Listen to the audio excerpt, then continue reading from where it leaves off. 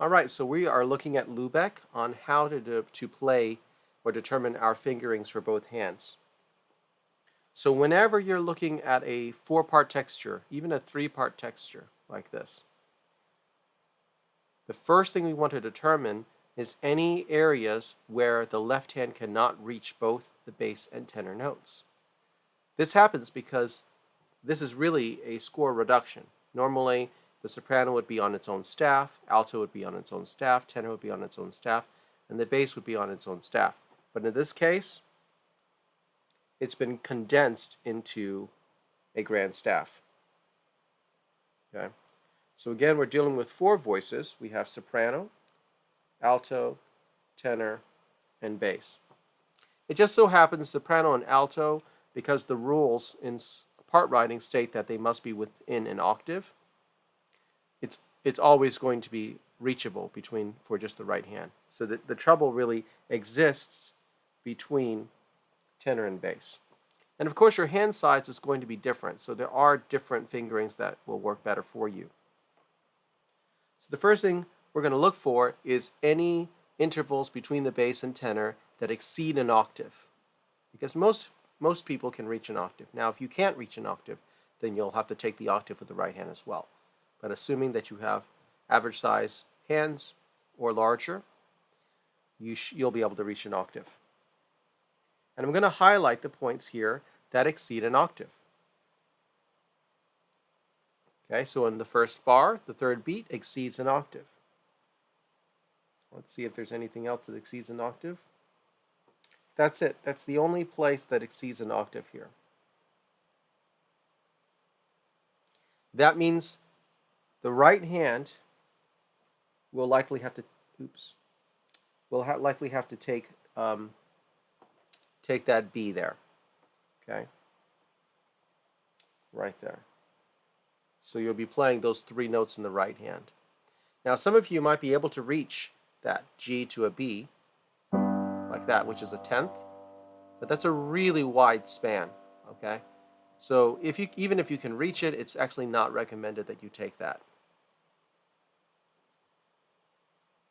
Now that we figured that out, we can determine the fingering for each of the hands. Let's take a look at the fingering for the left hand. So we see that we have an octave here.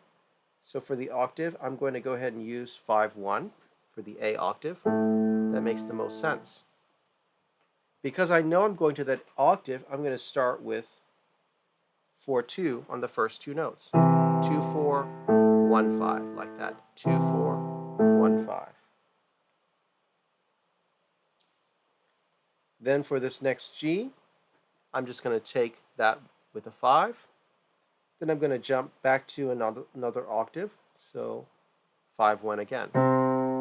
So my first measure jumps around quite a bit. It looks like this. 1, 2, 3, 4. That's the fingering. 1, 2, 3, 4. And then we continue. You have a few options here. You could do 2-4, or you could do 3-1. Actually, it should be 3-1, not 1-3. Like that. If you do 1-3, it sets you up for 3-5 here, and then you can just do 5-1 on the fifth. Like that. Moving along. This next section, I would use 1, followed by 1-2, followed by 1-5, back to 1-2. On the next measure,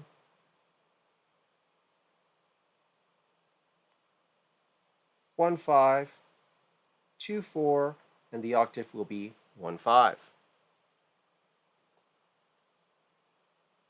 Let's look at the second system.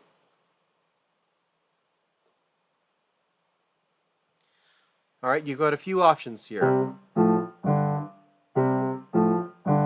Okay. You could do 1-4. This could also be done with 3. It also could be done with 5. So you can experiment on that first chord to see what's most comfortable for you there. Then 1-5, 2-5 makes the most sense here.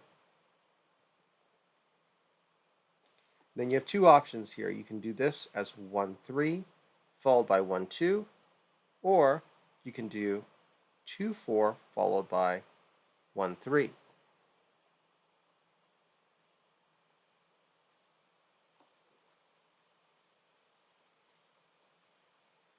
If you used 1-2, I would continue to 1-3. Oops, let me keep my colors the same. If you did 1-2, I would follow it with 1-3. If you did 1-3, I would follow it with 2-4. Then go to 1-5. Next measure will be 1-5, 1-3, 1-5, 1-5. Last measure will be 1-5, 1-5, and then probably 1-3, but 2-4 is also an option here as well.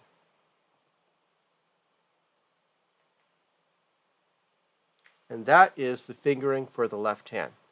So that's what we're going to start with. I know I went a bit fast, but this is going to be online as a video.